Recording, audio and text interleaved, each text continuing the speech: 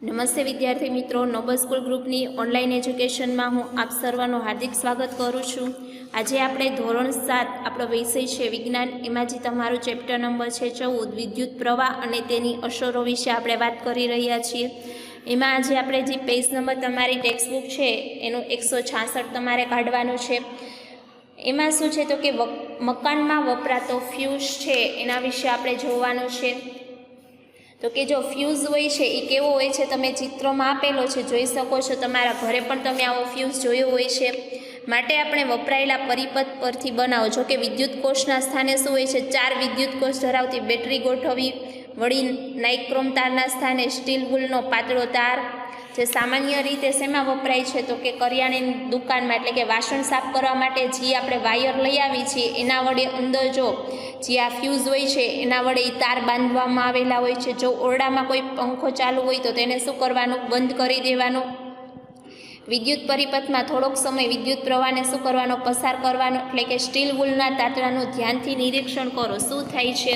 એટલે કે આ સ્ટીલ વૂલનું તાતણું એટલે કે શું થાય, જે આપણે વાસણમાં જે વાયર યુઝ કરતા હોય છે એ જોઈએ છીએ। ખાસ પ્રકારની ધાતુમાંથી એવા તાર બનાવવામાં આવે છે કે જેમાંથી વિદ્યુત પ્રવાહ શું થાય છે તો કે પસાર થઈ જાય છે અને તરત એમાંથી શું થઈ જાય તો કે પીગળતો નથી।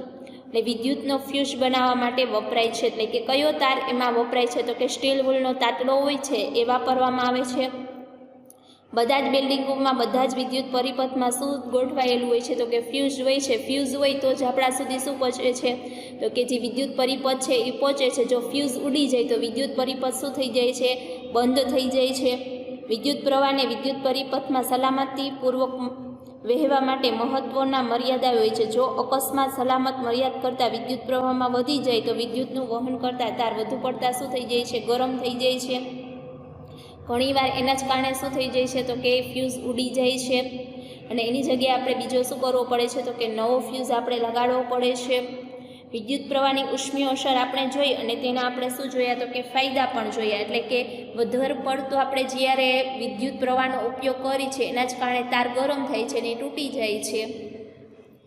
હવે જો હાલના વખતમાં ફ્યુઝના સ્થાને મિનિએચર સર્કિટ બ્રેકરનો ઉપયોગ કરવામાં આવે છે। એટલે કે જો વધારે પડતો જ્યારે લાઇટનો ઉપયોગ થઈ જાય તો ત્યારે શું થઈ જાય છે, આ જે સ્વિચ હોય મિનિએચર એ શું થઈ જાય છે, બંધ થઈ જાય છે અને એના જ કારણે શું થઈ જાય છે, વિદ્યુત પરિપથ બંધ થઈ જાય છે અને જે પહેલાં તારને ફ્યુઝને ઉડી જતું એની જગ્યાએ હવે શું થઈ જાય છે, ઓછું થાય છે।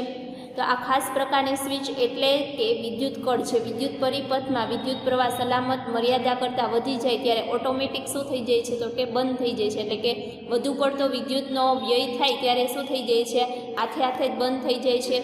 તમે તેને ચાલુ ઓન કરો ત્યારે ફરીથી વિદ્યુત પરિપથ પૂર્ણ થાય છે। એમસીબી પર આઈએસઆઈની નિશાની હોય છે। એટલે કે આઈએસઆઈનો એમાં શું લગાવેલો હોય છે, માર્કો લગાવેલો હોય છે આ સ્વિચની અંદર। આઈએસઆઈ માર્કાવાળા ચોક્કસ ઉપયોગ માટે ખાસ પ્રકારના બનાવેલા યોગ્ય ફ્યુઝનો શું કરવામાં આવે, ઉપયોગ કરવો જોઈએ। એના કારણે શું થઈ જાય તો કે આપણી વિદ્યુતની જે બચત થતી હોય એ પણ થઈ શકે છે।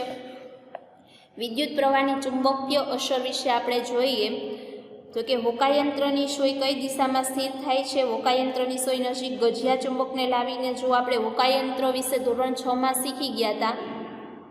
હોકાયંત્રી સોયને શું કરવાનું, ધ્યાનથી જોતા જોતા કળને ઓન સ્થિતિમાં લાવો। તમે શું જોયું, શું હોકાયંત્રની સોયનું આવર્તન થયું, કળને ઓફ સ્થિતિમાં ગોઠવો। એટલે કે હોકાયંત્રની સોય પર વિદ્યુત પ્રવાહની કઈ અસર થાય છે એ આપણે શું કરવાનું છે તો કે જોવાનું છે। આપણે જાણીએ છીએ કે હોકાયંત્રની સોય પોતે નાનકડું શું છે તો કે એક ચુંબક છે। ઉત્તર દક્ષિણ દિશા એમાં શું કરે છે તો કે દર્શાવવામાં આવે છે। હોકાયંત્રની સોય આવર્તન અનુભવે છે। તમે આ બંને અવલોકન પરસ્પર સંબંધ જાણી શકો છો। જ્યારે તારમાંથી વિદ્યુત પ્રવાહ પસાર થાય ત્યારે તાર ચુંબક તરીકે શું કરે છે તો કે વર્તે છે। આ એવી વાત હતી કે જેથી હાન ક્રિશ્ચિયન ઓસ્ટ્રેડ નામના એક વૈજ્ઞાનિક હતા જેનો તમે ફોટો જોયો। એ એવા પ્રથમ વ્યક્તિ હતા જેમણે નોંધ્યું કે જ્યારે તારમાંથી વિદ્યુત પ્રવાહ પસાર થાય ત્યારે પ્રત્યેક વખતે હોકાયંત્રની સોય શું કરે છે તો કે આવર્તન અનુભવે છે। એટલે કે આ શોધ કોણે કરી છે તો કે હાન ક્રિશ્ચિયન ઓસ્ટ્રેડ નામના જે વૈજ્ઞાનિક છે એમને કરી છે કે જ્યારે વિદ્યુત પ્રવાહ પસાર થાય છે ત્યારે હોકાયંત્રની જે દિશા હોય છે એટલે કે એમ શું અનુભવે છે, સોય આવર્તન અનુભવે છે। વિદ્યુત ચુંબક એટલે કે શું એના વિશે આપણે જોઈએ. જો તમને નીચે 14.19માં વિદ્યુત ચુંબક છે એ જોવા મળે છે.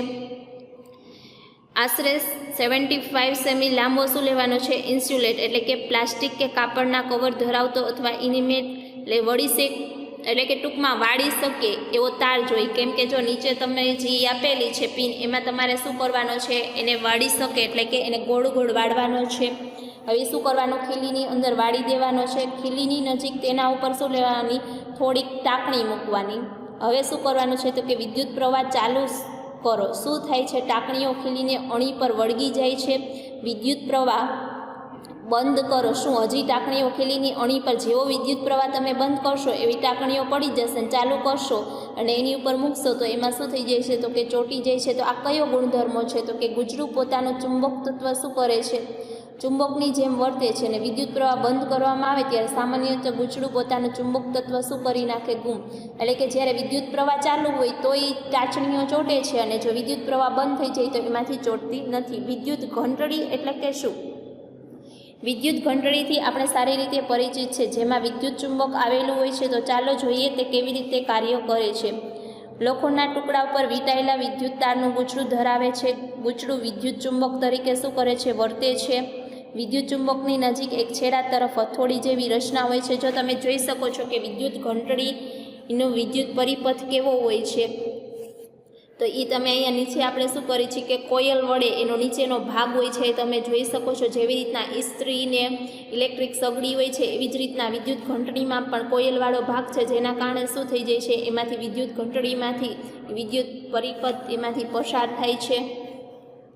ગૂંચળું હવે વિદ્યુત ચુંબક તરીકે રહેતું નથી. એટલે કે લોખંડની પટ્ટીને આકર્ષી શકે, એટલે કે જ્યાં સુધી એમાં ચુંબક હશે ત્યાં સુધી ઘંટડીને શું કરે છે? આકર્ષે છે, અને એમાંથી વિદ્યુત પ્રવાહ પસાર થાય તો જ. અને જો વિદ્યુત પ્રવાહ પસાર થતો નથી તો એમાંથી જે ચુંબકનું તત્વ હોય છે એ શું થઈ જાય છે? ગુમ થઈ જાય, અથવા એમાં રહેતું નથી, અને એના જ કારણે એ ઘંટડી છે એ વાગી શકતી નથી. વિદ્યાર્થી મિત્રો, અહીંયા આપણું જે આ ચેપ્ટર છે એ પૂરું કરીશું.